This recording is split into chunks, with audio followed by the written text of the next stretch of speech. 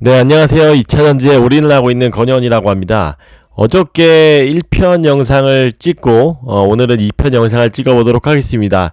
어저께는 이제 양극재 업체들의 4인방들의 물론 LG화학이 4인방에 포함되기도 하지만 원래 그 양극재의 비중이 높은 4개 업체, 포스코 케미칼, 에코비, LN, 코스모신 소재, 이 업체들의 근본적인 경쟁력을 좀 먼저 살펴봤습니다.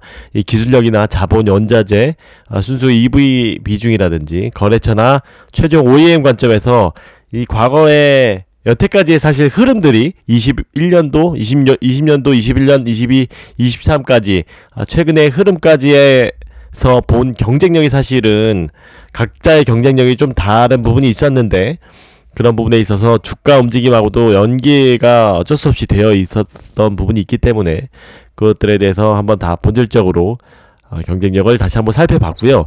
오늘은 2편으로 좀 더 이런 제가 좋아하는 에코프로 BM하고 LNF에 대해서 좀 더 비교를 많이 해보도록 하겠습니다. 지금 역대 최대의 시총 격차를 가지고 있죠. 거의 2배 가까이 났습니다. 53%. 사실 이런 투자 방법은 또 다음에 얘기를 하고요. 오늘 좀 더 본론으로 바로 들어가 보도록 하겠습니다.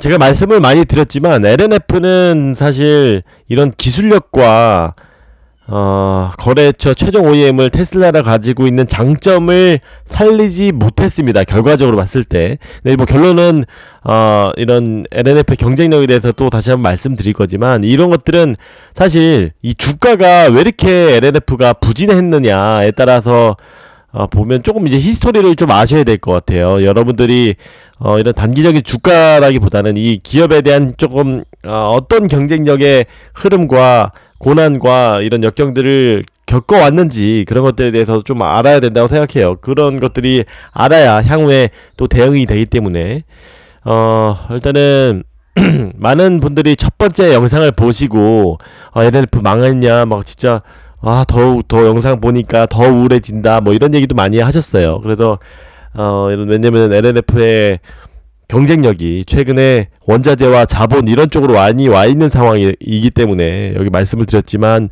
수직 결화가 부족하고 전구체도 어디서 갖고 오는 거야, 원자재 어디서 갖고 오는 거야, 돈까지 부족해, 다른 애들은 다 날라다녀, 거기에 얘네들 캐파 증설까지 제일 느려, 여러 가지 단점에도 불구하고 좀 더 히스토리를 바탕으로 해서 좀 장점들을 앞으로 충분히 비벼볼 만하다라는 표현으로 좀 앞으로 좀 시작을 또 해보도록 하겠습니다. 좀 히스토리를 좀 먼저 보도록 하겠습니다.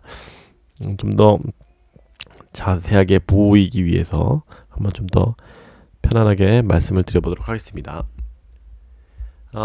히스토리 얘네들은 사실 제가 LNF를 가지고 있었던 뭐 좀 가지고 있는지는 오래됐지만 물론 말씀드렸듯이 이 양극재 소재 간의 비중 조절은 좀 항상 하긴 합니다만 이런 건는 뭐 사실 고수의 영역이기도 합니다. 어느 정도.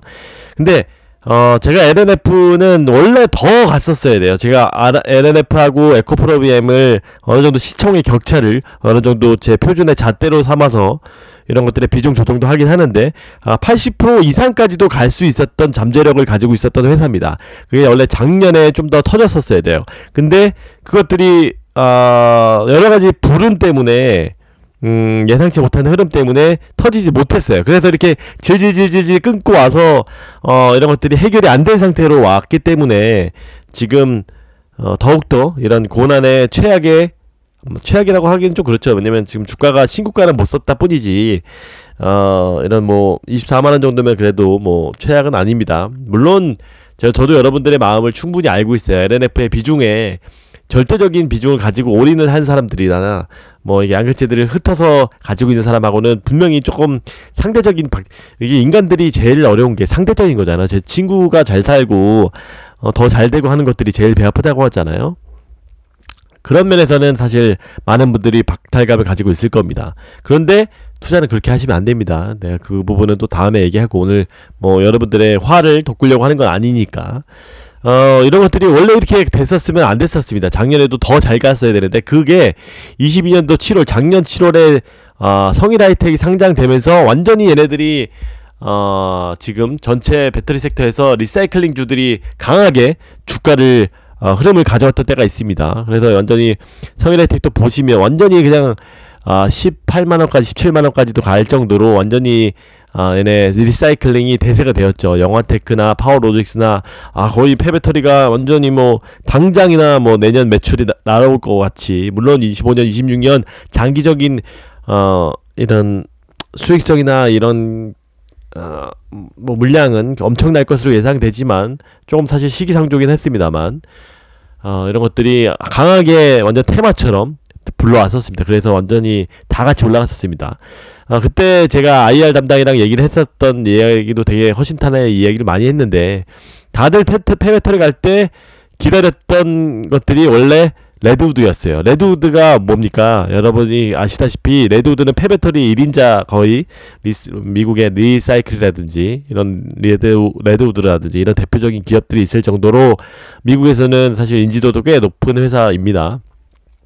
그래서 제가 얘기했죠. 이거 LNF 언제 가요? 이거 지금 이거 빨리 터트려야 되지 않나요? 하는데 그때 담당이 이렇게 했죠. 계속 심사가 예상보다 길어지고 있다. 사실 뭐 불허낼지는 몰랐죠. 어쨌든 얘기하는 거는 리사이클링의 수혜를 받았어야도 불구하고 받지 못했어요. 그래서 주가가 상대적으로 완전히 잠잠했던 거죠. 왜냐면 다른 애들은 다 리사이클의 그런 기본 토대를 가지고 있었어요. 에코프로 BM도 에코프로 때문에 좀 더 올라갔었고, 코스모 신소재도 코스모 화학 뭐 이런 거 다 그 밸류 체인들을 갖고 있었고, 또 포스코 케미칼은 또 나름대로의 그런 그 제휴라든지 그런 것들 통해서 당연히 잘 해서 왔었고, 어쨌든 그때도 못 올라갔어요. 그런데 이게 레드우드만 기다렸었는데 이것도 터지지 않고 갑자기 이때 완전히 큰 게 나왔어요. 22년도 9월에 LNF 미국 공장 불허 판정이 나왔어요. 이게 뭐 수많은 설도 있지만 실제 이거는 제가 여러 번 많이 말씀드렸지만 IRA 견제용도 있습니다. 물론 LNF가 이런 합작에 대한 것들을 조금 투박하게 중견회사이다 보니까 투박하게 하는 것도 있지만 IRA 견제용도 분명히 있습니다. 이게 미국에서도 정치권에서도 굉장히 이런 것들에 대해서도 컴플레인을 많이 했다라고 하죠. 근데 이런 것들은 이제 컴플레인도 이제 현대차 때문에 시작된 컴플레인이지만 얘네들이 대표적으로 완전히 그냥 뭐 화살을 맞았던 거죠. 근데 뭐 이건 다 지난 일이니까 이것들을 길게 얘기할 필요는 없고, 어쨌든 이제 지금 IRA 현대차 문제는 어느 정도 시간이 지났기 때문에 해결됐다고 보고, 이게 한 방에 뒤집을 수 있었던 카드가 무산됐던 겁니다. 이게 근데 뭐 사실 3개월마다 한 번씩 열리는 거니까 다시 재신청하면은 될까, 이렇게 신청할까 보완할까 이런 것들은 계속 조율을 하고 있었죠. 그래서 저도 원래 사실은 뭐 한 12월쯤에 10월 10일 12월 뭐 이렇게 한 이달 뭐 보완 과정을 거쳐서, 왜냐면 산업부에서 자문을 거쳐서 해줄 거 아니에요. 야, 니네들 이렇게 떨어뜨렸는데, 거기에서도 떨어뜨릴 때 이런 얘기들이 나왔었죠. 이런 것들이 불가한 것들이 절대 불가한 게 아니라 이런 것들이나 기술 보호에 대해서 좀 더 뭐 지문이나 이런 것들에 대해서 좀 더 명확하게 하면은 승인해 줄 거다라고 이야기했던 것처럼 무조건적인 불허는 절대 아닙니다. 이거는 팩트입니다. 얘네들이 뭐 아무튼 그렇게 해서 신청 승인이 그래도 뒤늦게나마 됐었으면 좀 더 주가가 반등이 나올 수 있었지만, 이런 것들이 또 악재가 또 터졌어요. 이게 사실 그때는 많이 다 몰랐었지만 12월에 IRA 세부 시행안이 원래 이제 나왔어야 되는데 연기가 된 거예요. 그래서 이것들이 또 불확실성이 계속 연기되는 거예요. 왜냐면은 이것들의, 근데 거기에다가 또 문제는 IRA 때 애매하게 또 얘기가 된 거예요. 이게 원자재가 양극재도 광물로 보게 되면은 이런 걸 또 FTA 국가에서 수입하면은 될 것이다, 이런 식으로 또 표현이 애매하게 된 거예요. 이것들은 뭐 최종 법안이 아니라 시행령 같은 그런 느낌이기 때문에, 가이드이기 때문에 그런 것들을 믿고 할 수는 없으니까, 어쨌든 뭐 좋은 방향이 될 수도 있었겠죠. 당연히 LNF 입장에서는 양극재를 한국에서 만들어서 수출해도 된다는 그런 거니까 좋은 거일 수도 있지만, 어쨌든 또 3개월이 미뤄졌습니다. 거기다가 유럽의 CRI 메이드 중요해져가는 원자재, 이런 것들이 어떻게 보면 한 방에 뒤집을 수 있는 카드를 계속 준비를 누구보다 먼저 준비를 했었는데, 왜냐면 이 레드우드 쪽에서 이런 원자재나 이런 폐배터리나 수직 계열화에 사실 어저께도 말씀을 드렸지만 이런 자본이나 원자재 쪽에서 가장 불리한 위치를 가지고 있었던 게 LNF입니다. 그쵸? 여기서 말씀을 드렸죠. 꼴찌라고, 여기. 그런데 이거를 오랫동안 준비해왔던, 이거 몇 년 전부터, 사실 1, 2년 전부터 준비해왔던 카드인데, 한 방에 뒤집을 수 있었던 카드가 7, 8, 9, 10, 11, 12, 10 완전히 누구보다 더 6개월 빨리 1년 빨리 준비를 했었던 건데 무산이 됐단 말이에요.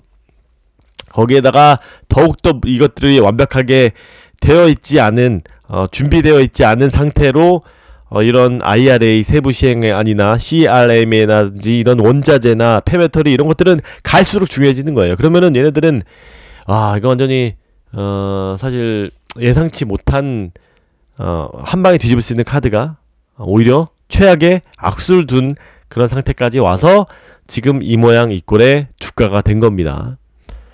이런 것들 아셔야 돼요. 그래서 결론은 이것들은 다음에 말씀을 드리겠지만, 여기 말씀드리겠지만, 뭐 제가 나름대로 그냥 툭툭툭툭 쓴 겁니다. 이렇게 뭐 한번 좀 말씀을 드려볼게요. 결론은 레드오늘 결국은 승이 날 것으로 봅니다. 이건 무조건 안 날 수가 없어요. 그 부분은 좀 뒤에 근기를 좀 말씀을 드려보도록. 누가 또 절대 안 날 거다라고 하는데, 이런 것들은 산업부랑도 수시로 전화해보시고 아시면은 이런 커뮤니케이션을 굉장히 잘 하고 있고, 이런 것들은 3월 달에 IRA 법안 나오고 바로 신청이 들어가면 최대한 빨리 끝날 것으로 예상이 되고 있습니다. 원래 얘네 LNF도 이렇게 시간적으로 훨씬 더 앞서서 시작을 했지만 이제는 시간이 그렇게 많지는 않아요. 남들보다 더 빨리 준비했었다고 하지만, 물론 근데 23년도 하반기에 되면 25년도 납기는 맞출 수 있기 때문에 최대한 빨리 진행을 해야 됩니다. 다시 또 정리를 하면 기술력은 분명히 탑이라고 생각합니다. 이제 양극재 97%를 양산하는 데는 없습니다. 하이니켈 양극재가 제일 높은 거는 맞아요. 사실 지금 90%도 남들보다, 제가 뒤에서 오늘 더밸류스가 나온 것들을 소개해 드리겠지만 에코프로비엠, 그 잘 나간다는 에코프로비엠에도 구반반보다 더욱더 빨리 양산에 1, 2년 더 빨리 납품을 했던 겁니다. 이거는 사실 팩트예요. 그리고 94%, 97%에 달하는 하이니켈 양극재도 누구보다 빨리 양산을 앞두고 있는 것도 사실입니다. 저도 에코프로비엠의 큰 주주예요. 어쨌든 기술력은 탑이라고 생각하는 건 변함없고, 앞으로는 어떻게 될지 한번 좀 더 말씀을 드려보도록 하겠습니다. 얘네들의 또 제가 LNF를 좋아하게 됐던 이유는 사실 테슬라도 연관이 있습니다. 저는 누가 뭐라고 해도 테슬라가 이렇게 지금 주가가 안 좋았어. 뭐 물론 이제 2배가 올랐지만 아직도 뭐 많이 내렸던 거였죠. 지금 기술주 전체가 좋지도 않은 거에다가 테슬라는 좀 더 노이즈도 많았고, 테슬라가 최종 밴드로 갖고 있는 것은 분명히 지금은 양날의 칼과 검같이 그렇게 되고 있지만, 누구보다 위기 때 이런 테슬라들은 전기차 수요에 대해서 생산을 캐파를 계속 증가를 해줄 것이라고 생각해요. 지금은 막 많은 설들이 있지만 그런 것에 대해서 지금 얘기를 하고, 테슬라에 대해서 얘기를 하고자 하는 건 아니지만, 분명히 사이버 트럭을 비롯해서 배터리를 굉장히 많이 사줄 것이 제일 중요하니까, 그러려면은 생산량이 제일 중요한데, 그런 것들은 테슬라가 누가 뭐래도 제일 탄탄할 것이다 라고 생각합니다. 경쟁력도 제일 좋을 것이고요. 네, 그거는 어쨌든 차치하고, 일단은 앞에서 말씀드렸지만 IRA 끝나고 나서 분명히 신청이 될 거고, 레드우드가 된다고 하면 어떤 거냐, 미국, 유럽이 다 풀리는 겁니다. 이런 원자재 부분이나 폐배터리 부분이나 이런 부분에 있어서 충분히 경쟁력이 생기기 때문에, 거기다 또 자본 문제도 풀리게 돼요. 양극재가 핵심 황물로 분류되면서 뭐 말씀드렸던 것처럼 미국으로 수출해도 상관이 없는 형태로 되기 때문에, 실제 합작회사로 진행되기로 하면 자본이 아무래도 자본이나 이익이 구조가 좀 반반 정도 되니까 훨씬 더 빠른 캐파 생산도 가능하고 더 장점이 분명히 많이 있습니다. 얘네들은 그렇게 돈이 많지 않기 때문에. 또 속도 문제도 풀립니다. 지금 이제 상대적으로 지금 늦었어요. 증설 오히려 지금 빨랐다가 이제 비슷해졌어요. 이제 물론 얘네들이 이런 환경 영향 평가나 그런 법적인 조치들은 다 미국 애들이기 때문에, 얘네들이 또 굉장히 사실 네트워크도 강하기 때문에 그런 부분은 다 풀려났기 때문에 속도 문제가 빠르게 풀려날 것이라고 생각하고, 거래선이 분명히 확대될 것입니다. 얘네들이 이미 지금 뭐 파나소닉하고 지금 MOU도 맺는 상태지만 테슬라나 포드 쪽이나 이런 것들을 더욱더 확대를 할 겁니다. 이런 것들이 되면 한 번에 다 풀린다. 그래서 이게 사실 지금 제가 이렇게 굳이 이렇게 히스토리를 힘들게 말씀을 드렸던 이유가 이런 것들이 지금 한 방에 뒤집으려고 했던 카드가 이 레드우드였는데 이렇게 힘들게 가고 있다라는 얘기하는 겁니다. 이게 근데 하나 또 좀 안 풀린 게 있죠. 이런 원자재에 대한 이슈는 아직 완벽하게 풀리는 않았지만 다음에 한번 또 말씀을 아예 할 때 하신다고 하더라고요. 그런 것들이 좀 풀려야 되는 부분이 있긴 하지만 약한 것들은 리튬 사실 이거는 테슬라 벤더기 때문에 가능한 건데 테슬라가 지금 뭐 리튬 전광 회사를 직접 인수를 하기도 하고 리튬을 굉장히 많이 사기도 하고 사급 구조의 비중을 굉장히 늘리고 있죠. 이런 부분에 있어서 이윤을 더 많이 가져가려고 하는 거죠. 야, 니네들 돈 없지? 우리가 리튬 해줄 테니까 너네 우리한테 사가. 이렇게 해서 거기서 또 마저 남겨나가 하면 배터리에서 많이 뺏기는 사갈 때 뺏기는 그런 부분을 일부 보전을 할 수가 있기 때문에 그래서 사급 구조를 많이 가져가고 있는 거 거의 지금 70%에서 지금 그때 컴코에서 80%까지 얘기를 했죠. 이렇게 리튬 비중이 높은 것은 오히려 또 장점이라고 생각해요. 지금 이런 것들에 대해서 자본도 굉장히 많이 필요하잖아요. 왜냐면 지금 에코프로 그룹은 대단한 거죠, 당연히. 리튬 근데 얘네들도 되게 힘든 게 이렇게 운영 자금이 많이 드는 거예요. 리튬 같은 걸 그렇게 많이 사고 또 재고로 쌓아놓고 왜 지금 물량이 더 크면 클수록 더 많은 물량의 운영 자금이 필요하단 말이에요. 그렇기 때문에는 이런 구조를 만들기 위해서는 돈이 많이 필요한데 이런 돈이 부족한 것은 이렇게 테슬라가 보조를 해준다고 보시면 될 것 같아요. 물론 레드우드가 이런 폐배터리나 이런 원자재까지도 뻗치고 있기 때문에 그런 부분은 장점이 될 거라고 봅니다. 좀 더 디테일하게 들어가 보겠습니다. 질문을 제가 또 자문자답을 해보면 에코프로가 대단한 것은 다 오케이예요. 포스코 그룹 다 대단한 거 오케이. 너무나 수직별로 너무나 잘했어요. 근데 LNF는 완전히 형편없이 못했어요. 근데 레드우드 그걸 다 오케이 감안하고 양극재만 보면은 싸게 사오는 구조가 예를 들어서 에코프로 BM이 에코프로한테 더 싸게 사오는 구조냐 그런 거면 분명히 달라지는데 그게 만약에 똑같은 마진으로 가져온다 라고 하면은 크게 메리트가 없는 거예요. 달리 얘기해서 얘네들이 광물 원산지 등 문제만 LNF가 지금 이런 것들이 만약에 너무나 자원이 부족해요. 근데 에코프로빔은 가져가고 LNF는 못 가져오고 이런 거면 당연히 문제가 되죠. 물량 자체가 없는데 근데 만약에 크게 싸게 사온 거면 당연히 마진이 달라지지만 지금 양극재를 보게 되면 다 하이 싱글 수준이에요. 거의 7%, 8% 잘해봐야 최종 목표가 9%, 10% 이 정도 수준이에요. 실제로 계약 맺은 것들을 보면은 원자재의 그런 값과 산기와 상관없이 어느 정도 이런 구속력 있는 계약이 이런 뭐랄까요 정제 마진만 한 8, 9% 정도로 아예 양극재 계약 자체를 그렇게 맺는다라고 하죠. 그래서 앞으로도 이 하이싱글 수준이 최대일 거예요. 이런 광물 장점이 있죠. 광물의 그 가격이 변동성이 있음에도 불구하고 그런 것들이 해칭이 되는 거니까 그런 것들은 괜찮을 거예요. 결론을 다시 좀 정리해서 말씀을 드려보면 뭔가 내가 리튬이나 니켈 이런 것들을 사올 때 에코프로 BM은 예를 들어서 100원짜리가 90원에 사오면 문제가 되는 거죠.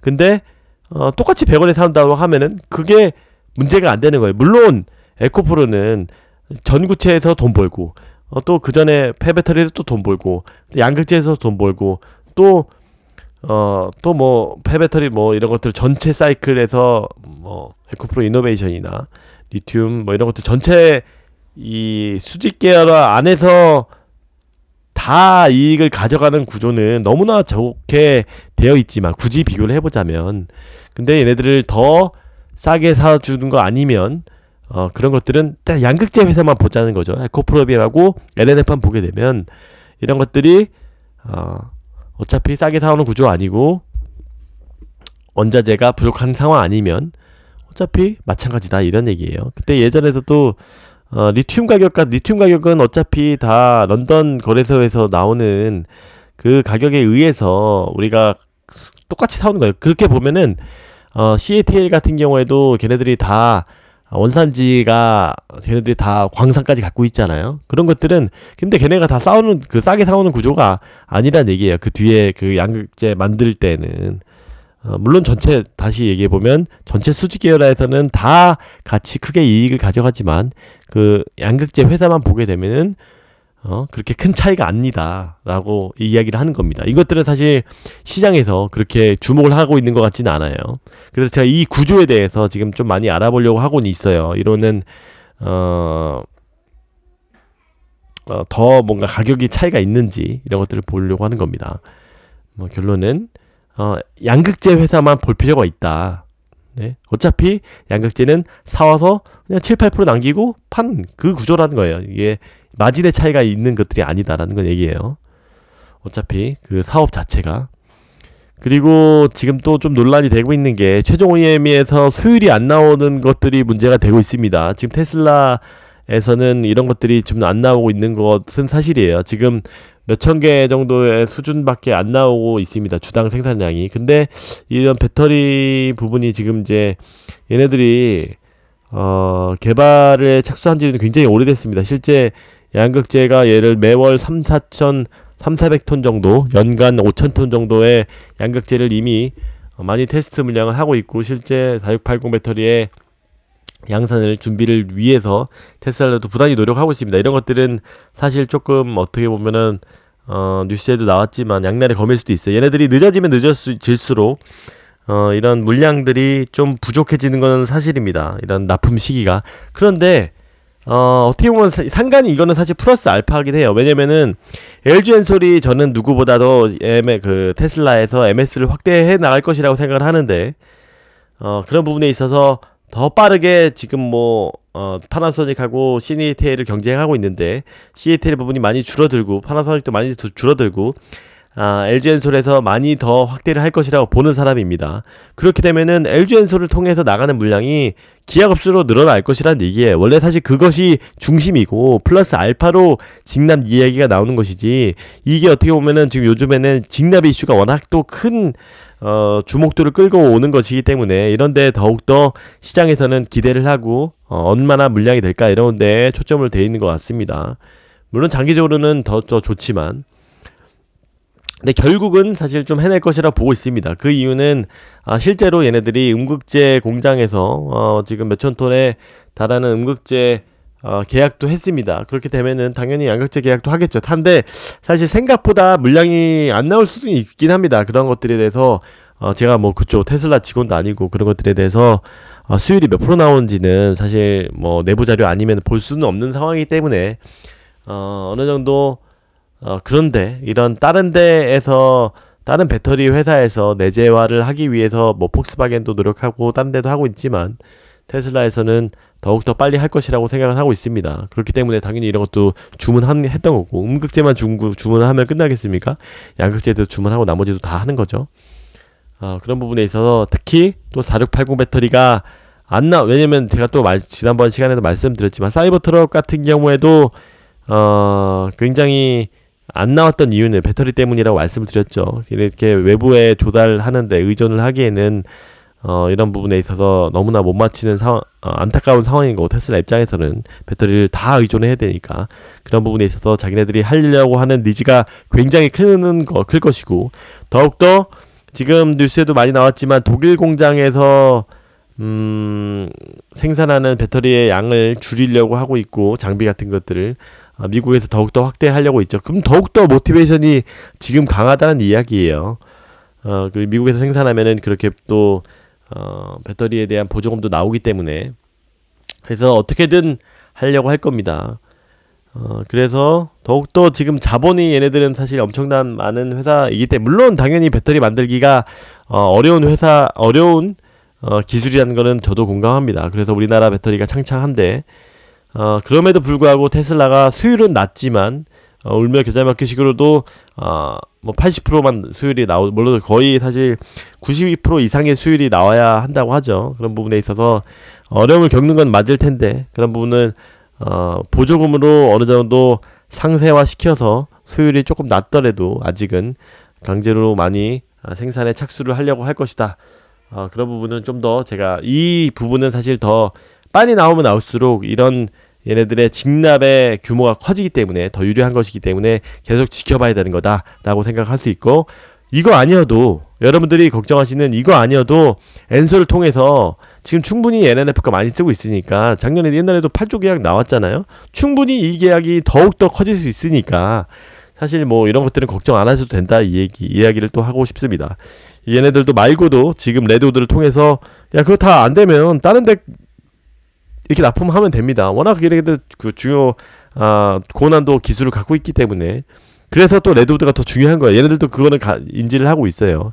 그래서 레드우드가 더 중요하다라고 말씀을 드릴 수 있는 것 같고 제가 또 이야기를 하다 보니까 또 너무나 길어지고 있는데 요 부분은 제가 좀 한번 잘라서 가도록 하겠습니다. 지금 너무 길어지고 있어서 요거하고 좀 더벨에서 나온 뉴스가 있어서 좀 정리를 그 세 번째 시간에 갖도록 하겠습니다. 감사합니다.